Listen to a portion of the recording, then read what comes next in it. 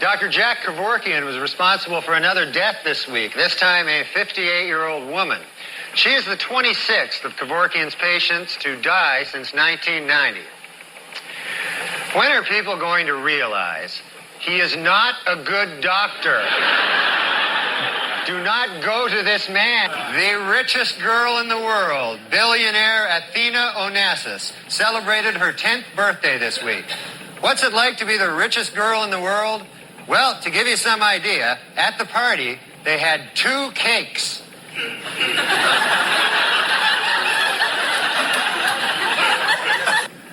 A new hangover-free vodka is on the market. The ads claim that the 80-proof vodka is so pure, it's virtually headache-free. But before you run out and buy it, remember, it causes massive anal bleeding.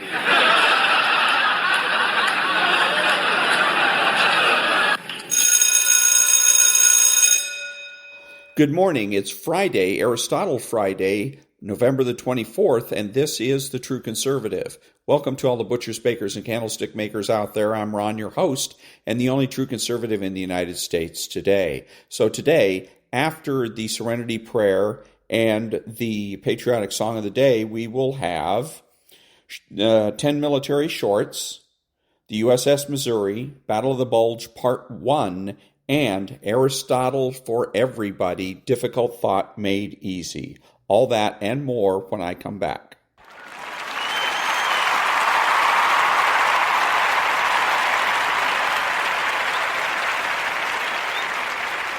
God, grant me the serenity to accept the things I shouldn't change, the courage to change the things I should, and the wisdom to know the difference.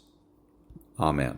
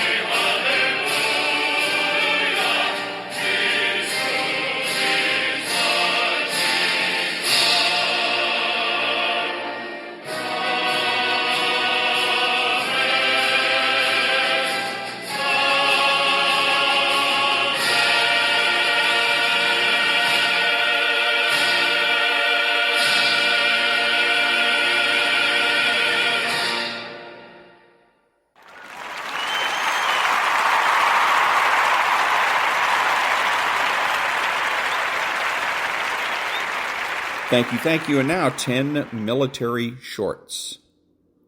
Patton didn't waste any time. Bradley, who was our general before, was just so aggressive. But Patton had the Air Force bomb and shell that area so bad. At St. Lo in France, we busted through it. I was in a convoy with, I don't know how many people, and we went through there, and I can't believe the sight that I could see. It was just scary, seeing so much destruction and death, animals and men, tanks, equipment that we went by, crippled. It was amazing. On March 26, 1999, an F-15C shot down 2 MiG-29s in a single engagement, and this is how it happened. During the Kosovo conflict, Jeff Huang was flying on a routine air patrol with his wingman when they suddenly picked up what appeared to be a single enemy just on the other side of the border between Bosnia and Serbia. As they watched the contact on their radars, it suddenly turned west and headed directly towards them, which is when they realized they were dealing with not one, but 2 enemy MiG-29s. As the MiGs closed in, Jeff's wingman fired off a missile but missed. Seconds later, Jeff fired off 2 AIM-120 missiles. For a moment, nothing happened, and he tried desperately to uncage an AIM-9 missile for another shot. Fortunately, just then, he saw the lead MiG explode in a dazzling streak of fire, followed by the other. Jeff Huang had just downed 2 MiG-29s in a matter of seconds. It had been a very good day. The AH-1G Cobra was not meant for rescue missions, but with 4 men on the ground facing certain death, the Cobra pilot decided he had to try. The 4 soldiers were trapped in the middle of the inky black jungle, surrounded by an unknown number of enemy troops. When the Cobra pilot heard their desperate pleas over the radio, he went in and began spraying the enemy with minigun rounds and air-to-ground rockets. He kept it up for half an hour, expecting that a rescue helicopter was on its way. But it wasn't. So when dozens of enemy troops began to rush the 4 isolated men, the Cobra pilot decided to make the rescue himself. He told the men to run to a point 100 yards away. Meanwhile, he exposed himself once more to enemy fire, strafing the tree line to draw them away from his comrades. As the Cobra set down, it had no place for passengers, so 2 of the men straddled the rocket launcher while the other 2 grabbed onto the skids. 55 years later, the Cobra pilot was awarded the Medal of Honor. When an F-14 went down deep in Iraqi territory on the 4th day of Desert Storm, it set off one of the most epic rescue missions of the war. The F-14 was on its way back from escorting an EA-6B near an Iraqi airfield when a surface-to-air missile exploded near its tail, sending it into an uncontrollable flat spin. The 2-man crew ejected but lost each other as they went down. The pilot, after walking in the wrong direction for some time, dug a hole in the ground and hid. He tried to contact his RIO by radio, not realizing he had already been captured.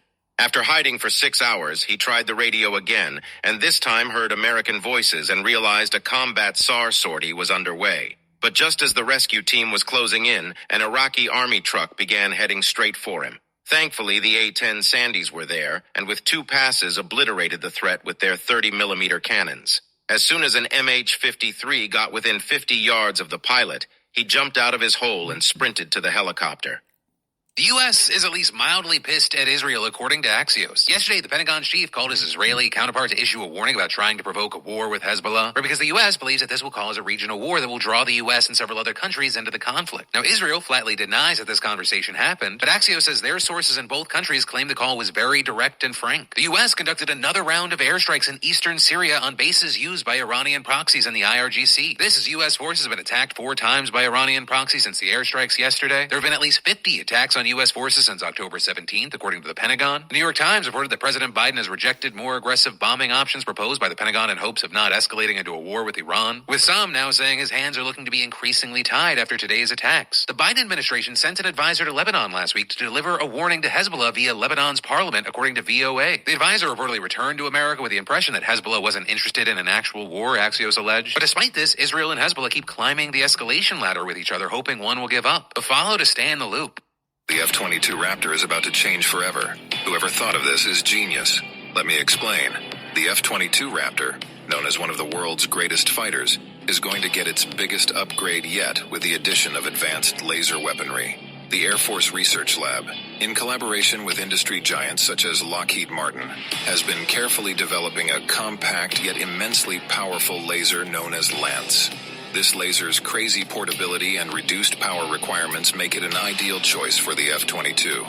However, laser weapons are going to completely change the aviation game. They can travel at the speed of light. If there's any threat, they'll be gone in less than a second. And this new technology means that they can fire at a wide range of targets without causing unneeded damage. What's important is that the lasers bring a range of advantages, including their incredible speed, pinpoint accuracy, versatility, and unlimited magazine and cost effectiveness. Do you think it's a good idea? The U.S. military conducted airstrikes on 2 facilities in eastern Syria used by Iran's troops and its proxy groups, according to the Pentagon, with the New York Times reporting that 2 F-16s dropped 30 precision-guided bombs on a weapons storage facility and an ammunition storage facility. The AP reporting that Iranian troops were present at the facilities during the strikes, but a casualty assessment hasn't been done yet. And these strikes are in response to at least 19 attacks on U.S. forces in the past week, with the U.S. saying it's not seeking a broader conflict, but Iran must stop attacking U.S. troops, and adding that any further attacks, including any response to these airstrikes, will result in the U.S. engaging in self-defense. But also earlier this morning, U.S. soldiers shot down a one-way attack drone heading towards their base in Iraq, according to Fox News, which would make that the 20th attack on U.S. forces and a clear violation of the red line that was laid out by the White House like not even an hour earlier. So buckle up and follow to stay in the loop.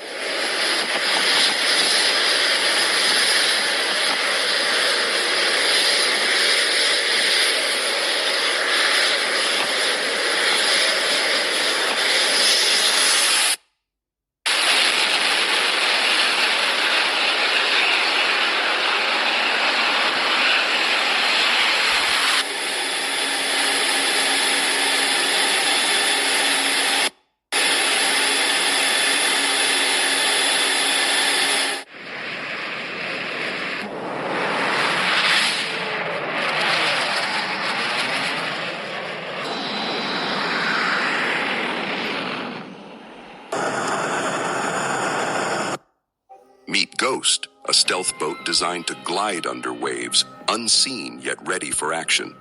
This boat, made privately by Greg Sankoff, combines the hiding ability of a submarine with the quickness of a speedboat, moving underwater yet also going fast above it. For 4 years, no one knew about it as it was America's quiet secret, considered too dangerous even for friends. By 2011, after being developed in secret, Ghost was shown to the public. Its radar signal is almost invisible, making it a quiet guard against threats at sea, focusing on looking around and defending fleets. Its swath design allows smooth sailing and great speed, thanks to propellers in the front, making less water resistance. Ghost's journey met problems with the U.S. military not being interested, too much secrecy stopping its addition to military fleets.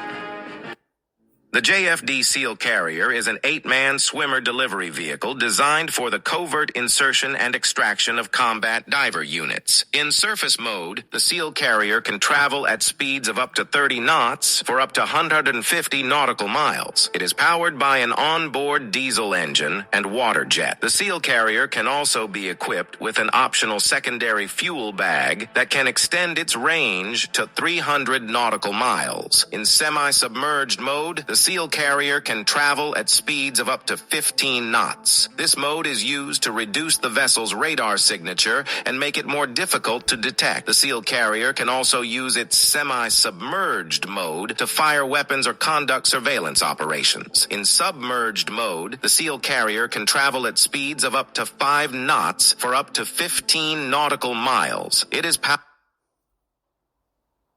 by electric thrusters that are powered by advanced lithium polymer batteries. And that was the 10 military shorts. Back in a minute.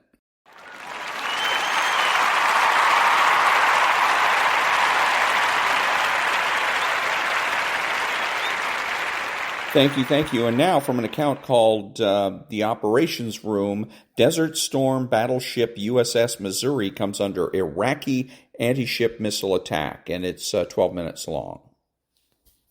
On the 24th of January, a week into the air war of Desert Storm, 2 Iraqi Mirage F-1s take off from Al-Jarrah airfield armed with the proven and feared Exocet anti-ship missile, a weapon that has in the recent past severely damaged and sunk US Navy and Royal Navy warships. They head southeast towards the Persian Gulf. The Iraqi Air Force is going to try to do what it hasn't attempted thus far in this conflict, to sink a coalition warship. In November 1990, 2 months prior to this moment and during Desert Shield, the build-up of forces in Saudi Arabia prior to Desert Storm commencing, the US launches Operation Imminent Thunder, a dress rehearsal massed amphibious assault involving 20 vessels and 18,000 sailors and marines on Ras Al Ghar in Saudi Arabia. The 4th and 5th Marine Expeditionary Brigades then embark on 5 amphibious assault ships and remain in the Persian Gulf. Desert Storm begins on the 17th of January 1991 with the 5-week air campaign against Saddam's military. The coalition's naval forces conduct cruise missile strikes, anti-ship operations against the Iraqi Navy, anti-mine operations, and naval bombardments against Iraqi positions on the Kuwaiti coast. Given the press coverage of Imminent Thunder, and knowing that those amphibious troops are now massed just off the Kuwaiti coast, Iraqi divisions are deployed along the coastline to defend against the amphibious assaults they believe will come. This brings more Iraqi troops into range of naval bombardment and weakens the Iraqi front line facing the coalition to the south. Of the approximately 100 combat vessels of the coalition naval forces, most are positioned in the Gulf, and Saddam knows that these vessels are doing untold damage to his forces in Kuwait. On the 24th of January, the flight path of the 2 Exocet-armed Iraqi Mirages is causing confusion for coalition air controllers. They're maneuvering, almost as if it was on purpose, right along the border between the area of responsibility of the US Air Force and the US Navy, and are now heading southeast along the Saudi coast. This has caused confusion, and now no US aircraft are in range to intercept them. At any moment, they will likely turn to port and make their attack against coalition warships in the Gulf. The aircraft are just minutes from a potential launch range. British hospital ship RFA Argus has positioned herself on the western side of the fleet in order to receive helicopter casualty evacuations if required. She is likely the Mirage's target. Guarding Argus is Type 22 frigate HMS Brazen, which has just detected the bandits. She has a problem though. Her crew have just discovered a fault in one of her Seawolf anti-aircraft missile launchers. It's not clear whether she will be able to defend herself and the hospital ship at full efficiency. A young radio operator aboard HMS Brazen, Radio Operator 2nd Class Paul Charlton, is just 20 years old and is on his first ever Navy deployment. He has no idea that Mirages are moving in against his ship, and at this moment he receives a high-priority radio message. Protocol demands that he hand-delivers this message to the ship's operations room. 20-year-old radio operator 2nd Class Paul Charlton would, later in life, create a YouTube channel called The Mighty Jingles. Upon arriving at the ops room, he recalls the following. An immediate priority signal, an immediate precedence signal had come in that had to be rushed to the PWO, the Principal Warfare Officer, who was on duty in the ops room because we were at action stations. I didn't know why we were at action stations. I didn't know we were under direct attack. Walked into the ops room, immediately knew something was going on.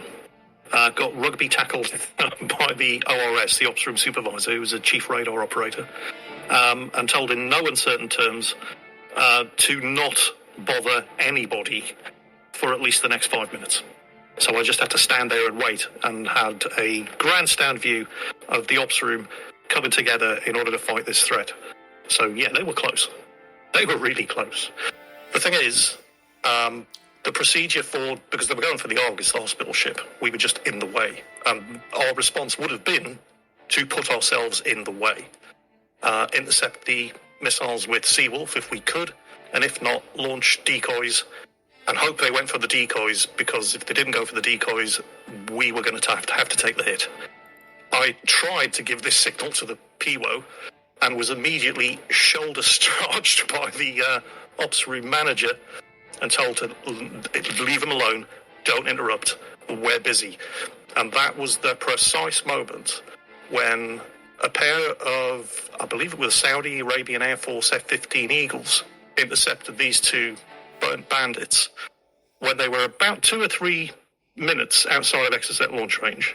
So I was standing there in the ops room just watching all of this happen and suddenly realizing, wow, this war suddenly got very exciting.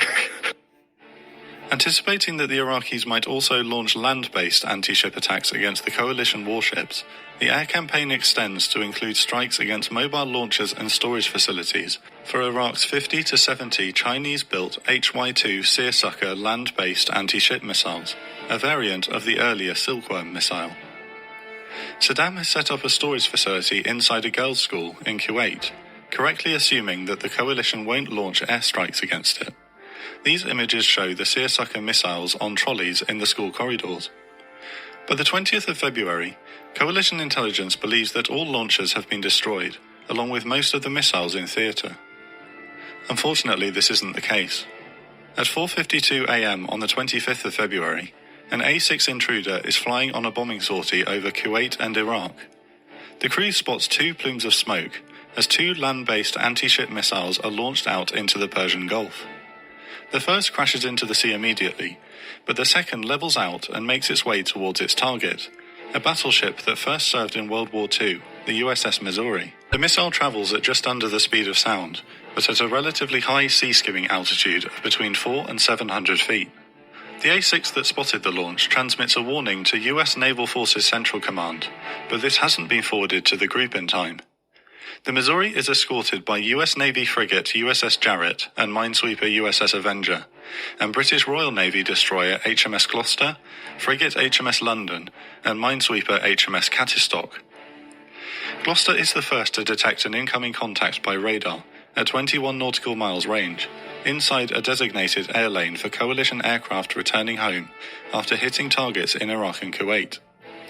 She executes a snap turn to starboard to unveil her Sea Dart anti-air missiles near her bow. Her crew are under pressure to defend the surface group, but also to prevent a potential friendly fire incident. 43 seconds after the contact was first spotted, the crew of Gloucester correctly classify the contact as an incoming anti-ship missile, and 2 Sea Darts are launched. As the Sea Darts are on their way, the Seersucker is visually spotted by lookouts on Missouri. She dispenses chaff countermeasures into the sky around her, attempting to confuse the enemy missile's radar, and switches her Phalanx close-in weapon systems to auto-engage. Just 4 nautical miles away, Gloucester's Sea Darts arrive and destroy the missile mid-flight.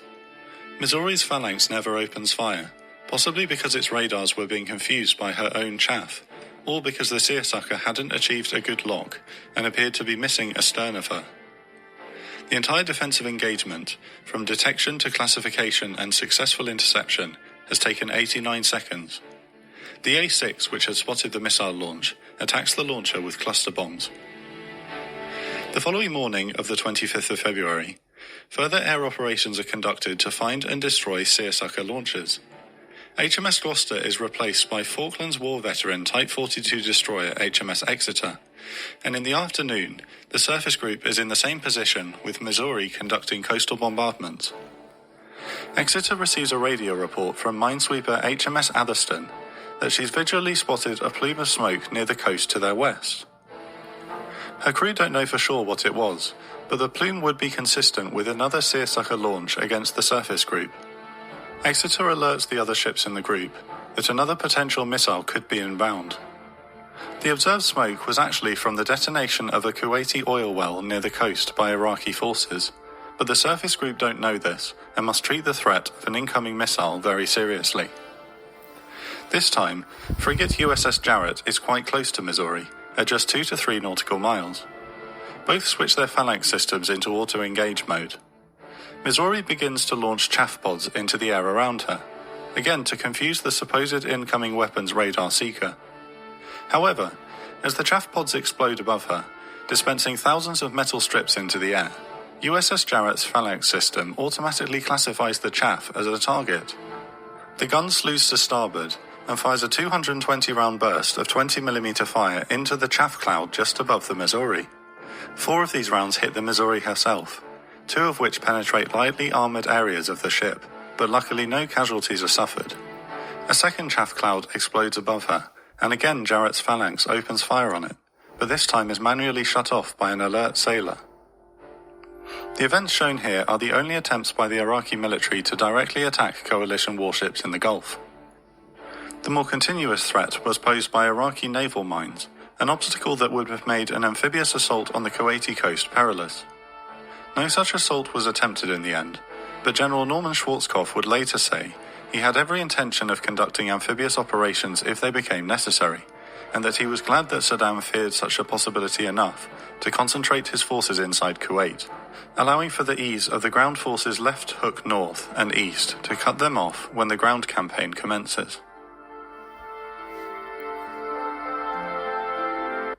And that was Desert Storm. Battleship USS Missouri comes under Iraqi anti-ship missile attack.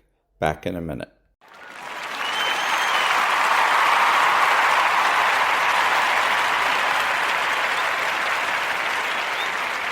Thank you. And now, the Battle of the Bulge, Part 1. The assault begins. At 5:20 a.m. local time on December 16, 1944, the quiet stillness of the Ardennes forest is shattered by the thunder of heavy guns. Across the densely wooded area stretching across Luxembourg and Belgium, German artillery has opened a massive barrage, while V-1 buzz bombs scream overhead towards the cities of Liège and Brussels. German gunners set their fuses to explode in the treetops, showering their targets with wooden splinters. The Führer's orders are that infantry are to attack first, to force breakthroughs so the panzer divisions can advance on the Meuse with their strength intact. The American infantrymen caught in this onslaught are bewildered. Their officers have assured them that the enemy is beaten and that this is a calm section of the front. Forward outposts report coming under heavy ground attack. The Battle of the Bulge has begun. This attack is born out of desperation. The German army has been in steady retreat across the Western Front for 6 months since the Allies landed in Normandy. Now, the battered Wehrmacht has been pushed all the way to the Reich's border. On the Eastern Front, the Red Army stands on the banks of the Vistula River, less than 350 miles from Berlin. Germany is being squeezed on both sides, and it is only a matter of time before the war is lost. The Führer plans one last major offensive to defeat his enemies. In 1940, the German leader oversaw Case Yellow, which saw German armor sweep through the Ardennes and cut off the combined Anglo-French army at the port of Dunkirk. The Führer believes the success of this daring operation can be replicated. In September of 1944, the Führer orders preparations for a major offensive through the Ardennes aimed at the strategically vital port of Antwerp. He outlines another armored thrust that will smash the American units in the Ardennes, cross the Meuse River, dash to Antwerp, and trap the British and Canadian armies in a massive pocket. He believes this will force the Allied leaders to the negotiating table and allow him to turn his full attention to the Eastern Front. The Führer's plan is ambitious and risky. He is counting on poor winter weather to hamper the overwhelming Allied air power. 3 German armies of about 400,000 men in 30 divisions will attack on a 37-mile wide front. These troops represent Germany's last strategic reserves, and a rapid pace of advance has been demanded of them. The spearhead of the advance will be the 5th and 6th Panzer Armies, whose powerful armoured formations must cross the Meuse in 2 days and capture Antwerp in 4. His generals do not believe this is possible, but German High Command agrees that the outcome of the war rests on this operation, and it must be attempted no matter the costs. In the north, the 6th Panzer Army, led by General Sepp Dietrich, has the shortest route to the Meuse and has been given 60% of the armour for the operation.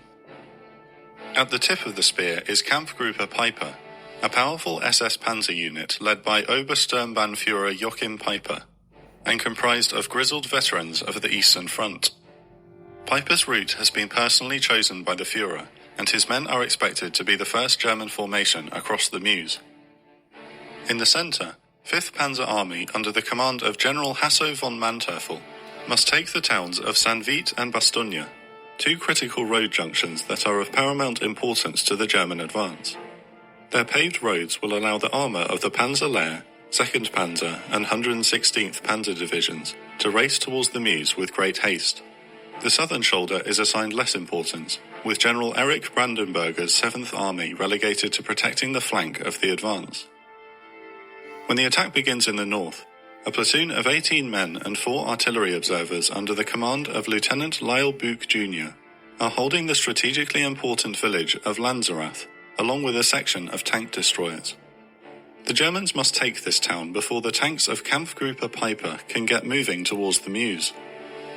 When the German barrage opens, Buch's men dive into their foxholes, while the tank destroyers retreat past them without warning. Bemused, an infantryman remarks, they might at least wave goodbye.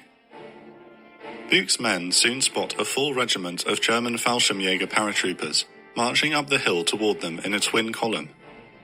They lie in ambush when, just as the platoon is about to open fire, a little girl runs up to the German soldiers and betrays the American position.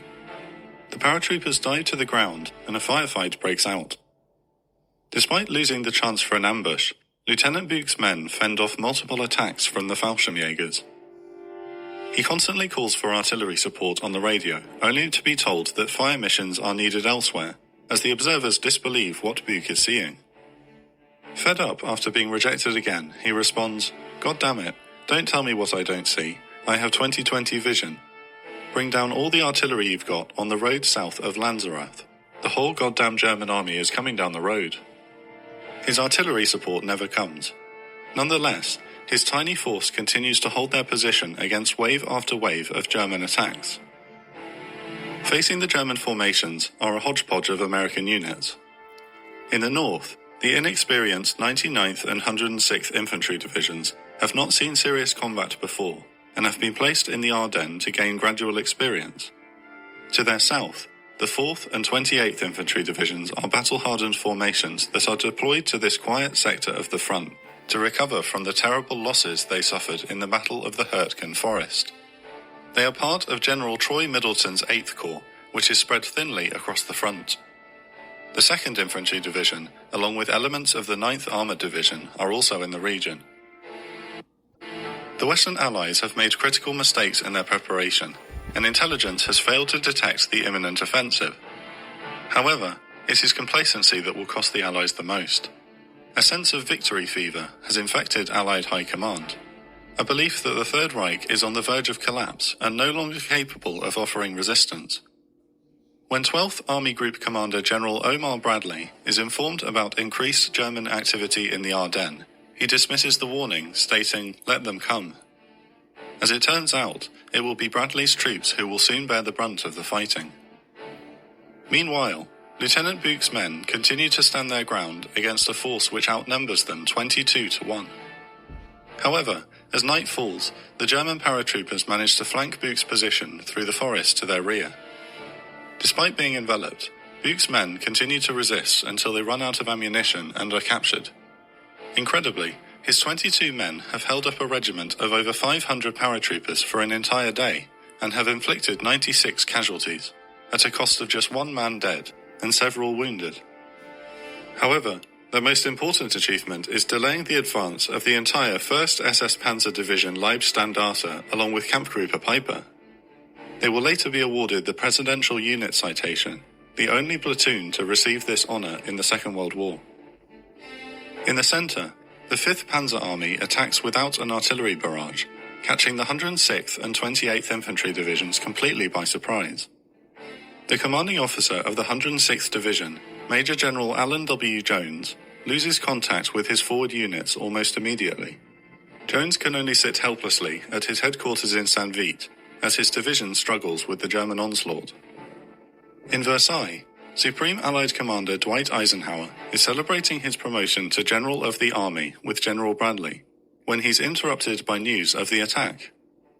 Bradley believes this is a small action to spoil General George Patton's advance in Lorraine, but Eisenhower's gut tells him that the situation is more serious than it is being portrayed. Communications from the front are terrible, and local commanders are unable to determine the scope of the German attack. Faced with a critical decision, Eisenhower acts quickly and orders Patton to halt his attack while sending reinforcements from across the Western Front to the Ardennes.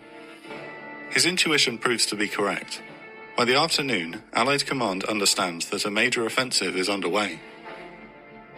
By the evening of December the 16th, the German offensive is close to breaking through the American lines in several places, but unexpectedly, tenacious resistance is upsetting the timetable for advance. The Führer's insistence on the infantry forcing breakthroughs for the panzers is proving to be a mistake.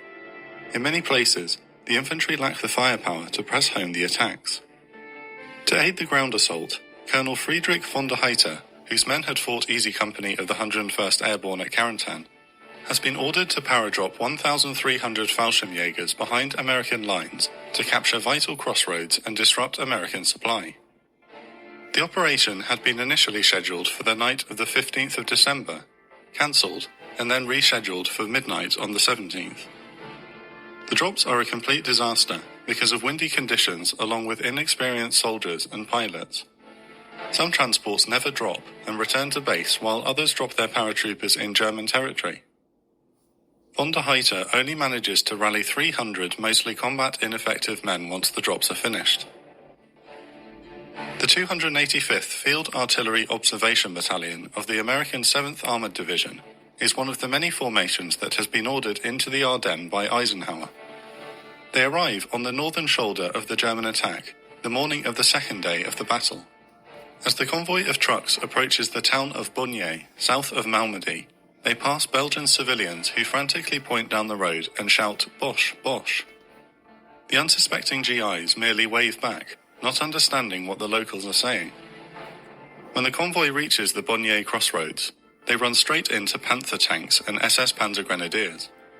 The Panthers destroy the first and last trucks in the convoy, trapping the formation in place. The Americans are raked with gunfire as men tumble out of their trucks and try to escape.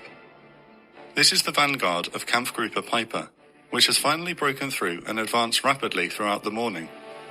Having been delayed for so long the previous day, Piper is in a vicious mood and orders his men to be harsh in their advance. They have already shot dozens of civilians and unarmed prisoners throughout the day, having become accustomed to the practice during their time on the Eastern Front. The Panzer Grenadiers make quick work of the doomed 285th Battalion and round up over 130 American prisoners. The SS soldiers herd the prisoners into a field and rob them of their belongings. Once Piper's men are satisfied with their loot, they open fire with machine guns. 84 American prisoners are killed in the massacre, but some survivors manage to escape and make their way back to friendly lines to report the atrocity. Although the mass killing takes place at Bonnier, it will become infamous as the Malmedy massacre. However, news of the massacre fills the Americans fighting in the Ardennes with rage, not fear. US units, which are already offering tenacious resistance, now fight with a fanatical determination to avoid being taken prisoner.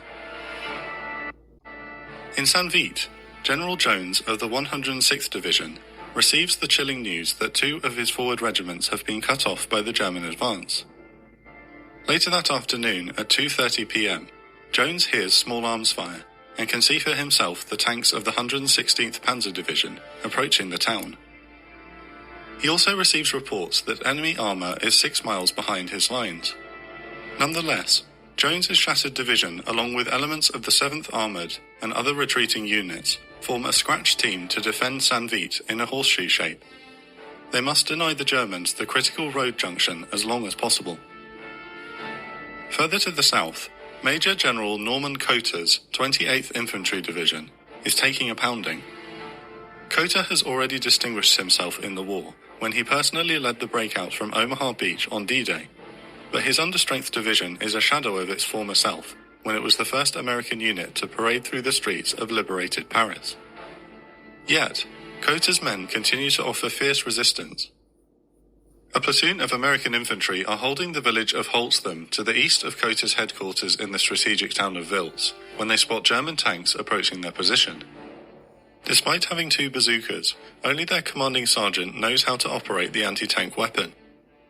The bazooka must usually be operated by a 2-man team, but there is no time to train the other men how to use it. He must hope that there are no faults in the electrical wiring, which would render the weapon useless.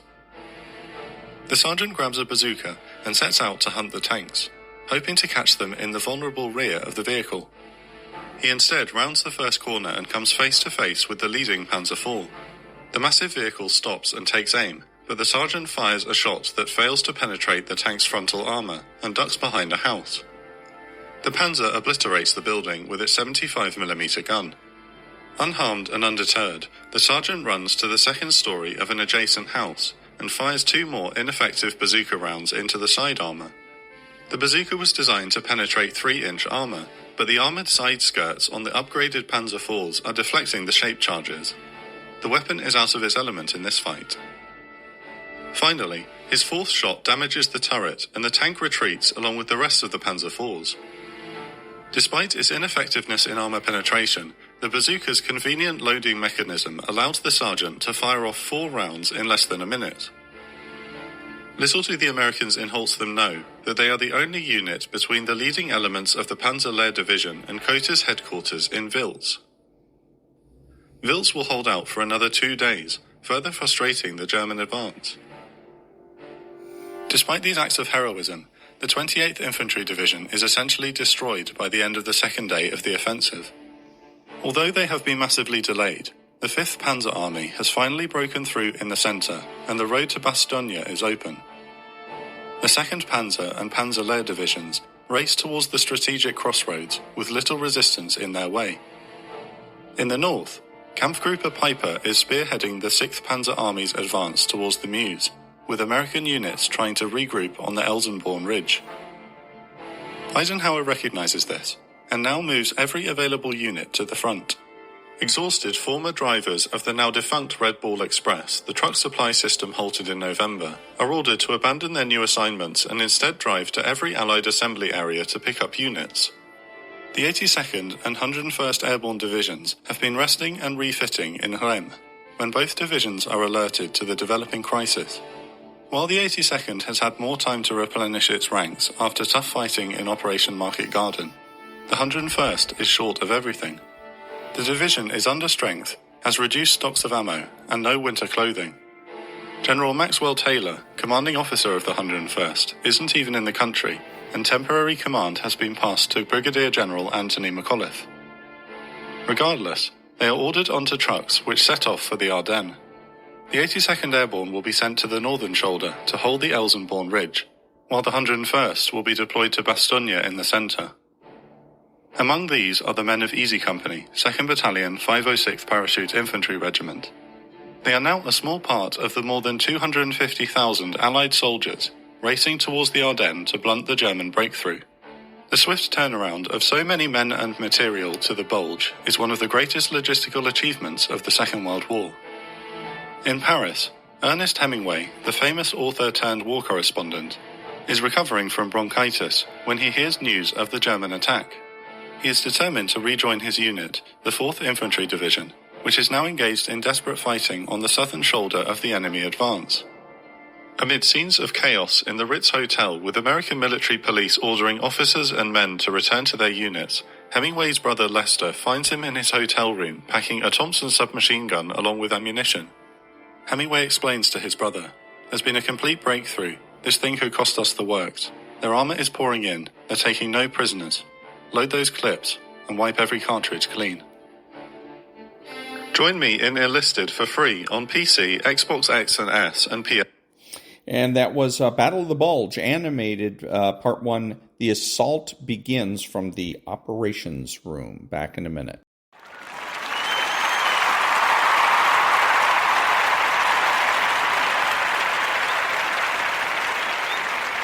Thank you. And now,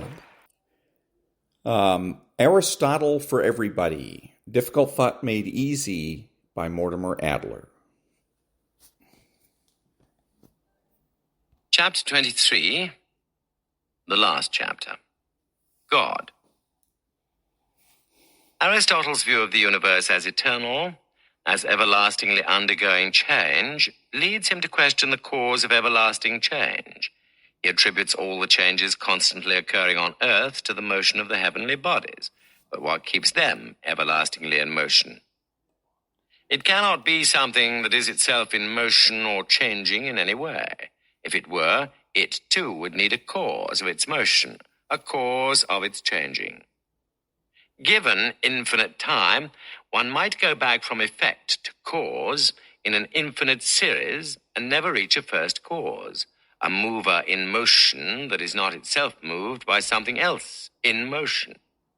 A prime mover that moves everything that is in motion without moving and without being moved must cause motion by being attractive rather than propulsive. The bat that hits the ball and propels it is the efficient or active cause of the ball's motion. The candy in the window that entices me into the store to buy and eat it causes my motion in a different way. Without itself moving, it attracts me. It is not the efficient, but the final cause of my entering the store, the reason why I move in that direction. To move everything else without itself being moved or in motion, the prime mover, Aristotle argues, must function as an attractive or final cause. In thinking this, he did not have in mind the gravitational attraction that the earth exerts upon the bodies that fall to its surface, or the gravitational attraction that the moon exerts upon the tides. In his view, attractive or final causes operate on intelligences that can respond to them and adopt them as motives for action. When he says that a heavy body that falls to earth wishes to come to rest there, he is speaking metaphorically, not literally. That motion is only like the motion of the person that is attracted by the candy in the window to enter the store. Thinking in this way, Aristotle found it necessary to endow the heavenly bodies with intelligences that function as their motors.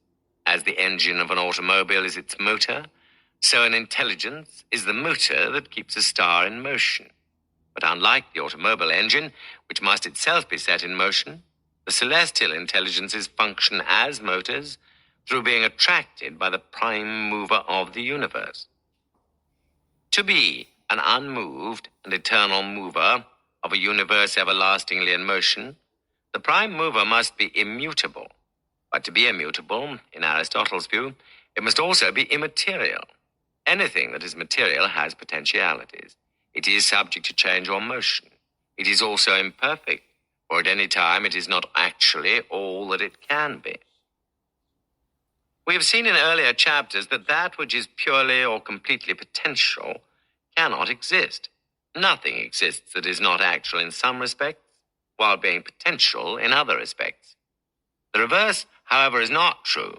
Pure actuality, form without matter, can exist, though pure potentiality, matter without form, cannot. It is by such reasoning that Aristotle came to the conclusion that the prime mover is pure actuality, a being totally devoid of matter or potentiality. In addition, this immaterial being is a perfect being, a being lacking no perfection that remains for it to attain. This perfect being, which is the prime mover of the universe, Aristotle called God. God, for Aristotle, is not the only immaterial being in the universe. The intelligences that keep the stars in their eternal rounds through being attracted by the perfection of God are also immaterial. But though they, too, are immaterial in Aristotle's theory, he did not regard them as perfect or pure actualities. Only God is that. It is difficult, if not impossible, to explain the potentiality that must be attributed to the stellar intelligences if they are not pure actualities.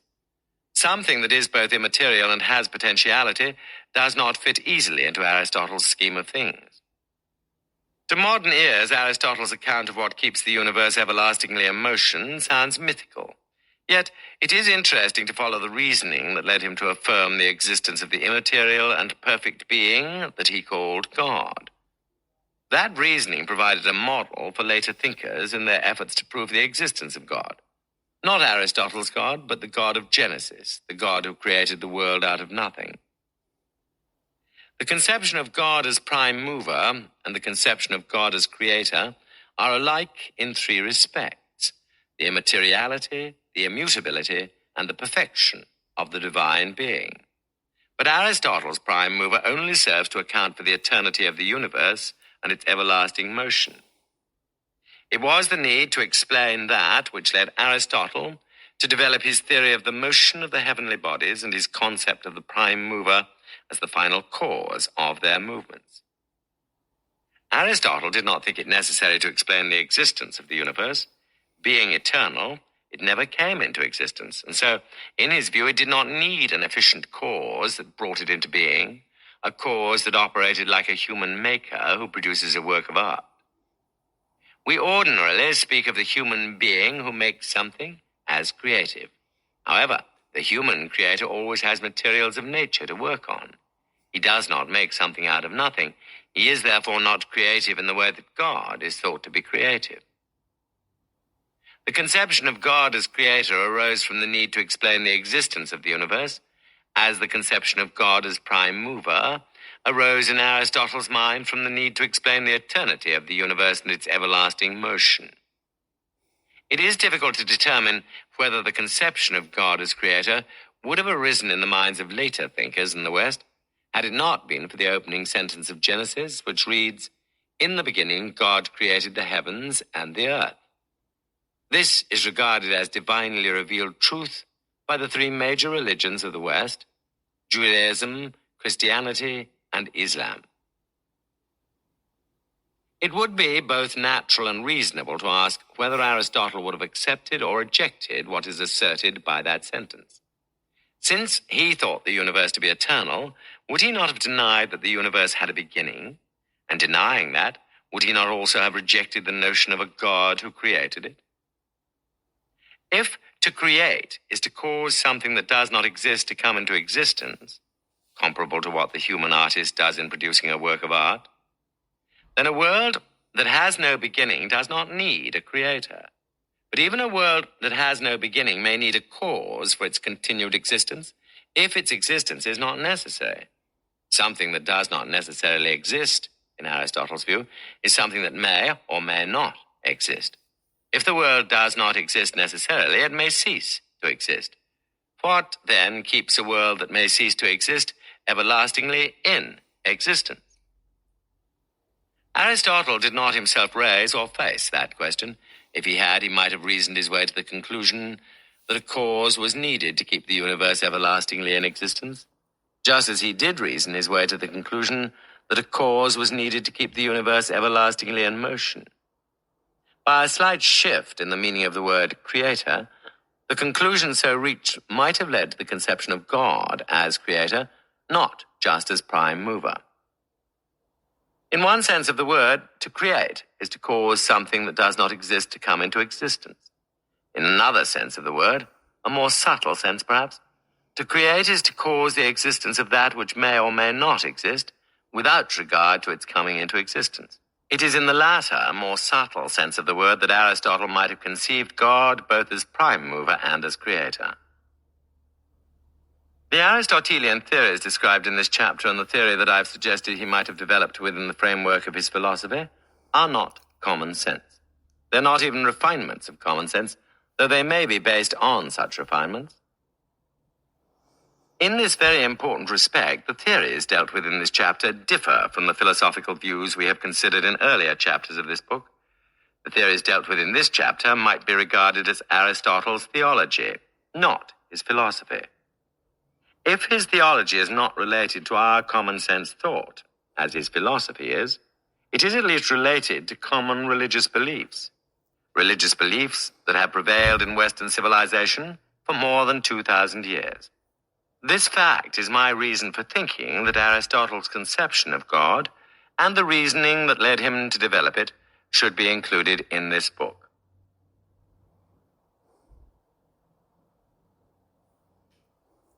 This concludes the reading of Aristotle for Everybody by Mortimer J. Adler.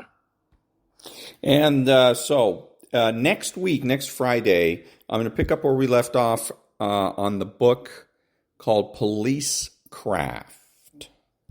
Back in a minute.